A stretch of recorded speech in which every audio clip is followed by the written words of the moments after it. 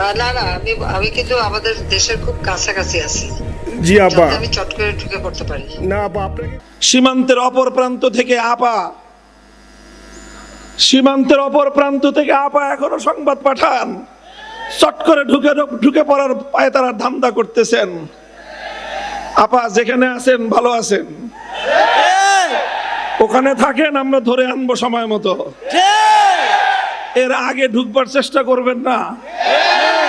এদেশের মানুষের কবলে পড়লে কত ধানে কত চাল হয় হিসাবটা বুঝে পাবেন। শেখ হাসিনা 50 বছর পর্যন্ত যেই রাজনীতি করেছে, আমি বলি তার রাজনীতির অনেক বৈশিষ্ট্য, প্রধান দুটি বৈশিষ্ট্য ছিল। তার 1 নম্বর বৈশিষ্ট্য, শেখ হাসিনার রাজনীতি ছিল প্রতিশোধের রাজনীতি। 75 সালে তার বাবাকে কেন খুন করেছিল মানুষ, কেন অভ্যুত্থান হয়েছিল 15ই আগস্ট, সে কথা তিনি ভুলে গেছেন। 30,000 মায়ের বুক খালি করেছিল বাকশালীরা। বাংলাদেশের মুক্তিযুদ্ধ এত মানুষ মরে নাই, যেই পরিমাণ মানুষ 71 থেকে 75-এর 15ই আগস্ট পর্যন্ত এদেশে হত্যা করা হয়েছে। সেই মানুষের জন্য কোনো মায়া নাই, কোনো চোখের অশ্রু নাই, সব চোখের অশ্রু শুধু 15ই আগস্টের জন্য। এই বৈষম্য ভালো না।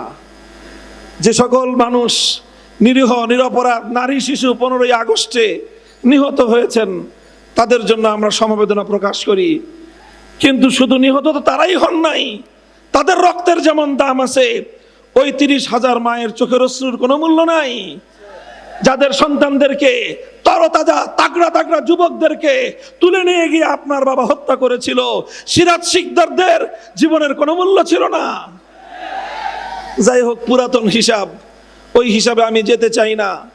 15ই আগস্ট এই অভ্যুত্থানের পর শেখ হাসিনা আন্তর্জাতিক গণমাধ্যমে বলেছিলেন যে জাতি তার বাবাকে খুন করেছে, হত্যা করেছে, তিনি সেই জাতির কাছ থেকে প্রতিশোধ গ্রহণ করবেন। এই ঘোষণার পর 1975-এর 15ই আগস্ট থেকে 2024-এর 5ই আগস্ট, এই 50 বছর শেখ হাসিনা বাংলাদেশে রাজনীতি করেছেন।